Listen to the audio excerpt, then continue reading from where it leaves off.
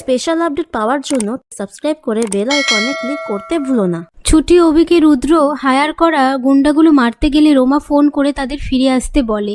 এরপর অভি গাড়ি জোরে চালাতে থাকলে ছুটির পুরনো স্মৃতির কথা মনে পড়ে গিয়ে অভিকে আস্তে গাড়ি চালাতে বলে কেঁদে দিলে অভি বলে, আপনি ঠিক আছেন তো?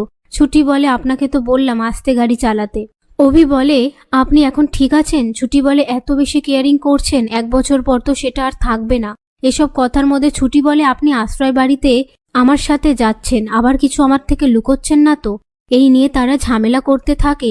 তখনই রাস্তায় পুলিশ দেখে তাদেরকে স্বামী স্ত্রী না ভেবে থানায় যেতে বললে অভি বলে, আমি কে আপনার ধারণা আছে?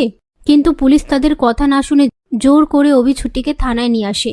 তারপর অভি বলে, আমি বাড়িতে একটা ফোন করব। সেই কথা মতন অভি নাম্বার দিলে অফিসার ফোন করে শতরূপাকে বলে, আপনার ছেলেকে রাস্তায় থেকে থানায় ধরে আনা হয়েছে। এই বলে ফোনটা রেখে দিলে শতরূপা কাঁদতে থাকলে সবাই এসে জিজ্ঞেস করলে শতরূপা বলে, অভিকে থানায় ধরে নিয়ে যাওয়া হয়েছে। এই কথা শুনে সবাই একটু চিন্তায় পড়ে যায়।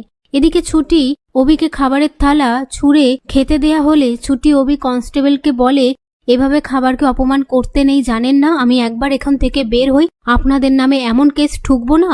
কনস্টেবল বলে, আগে তো বেরোন এখান থেকে, তারপর। এই বলে সেখান থেকে চলে গেলে ছুটি অভিকে খেয়ে নিতে বললে অভি বলে, আমি জেলের ভাত খাবো না। ছুটি বলে, জেলের রুটি তো খাবেন। এই বলে অভিকে খাইয়ে দেয়, আর অভিও ছুটিকে খাইয়ে দেয়। সেটা দেখে দুজন অফিসার নিজেদের মধ্যে আলোচনা করতে থাকে, স্বামী স্ত্রীর মধ্যে এত ভালোবাসা থাকতে পারে না, এটা নিশ্চয়ই অন্যের বউ।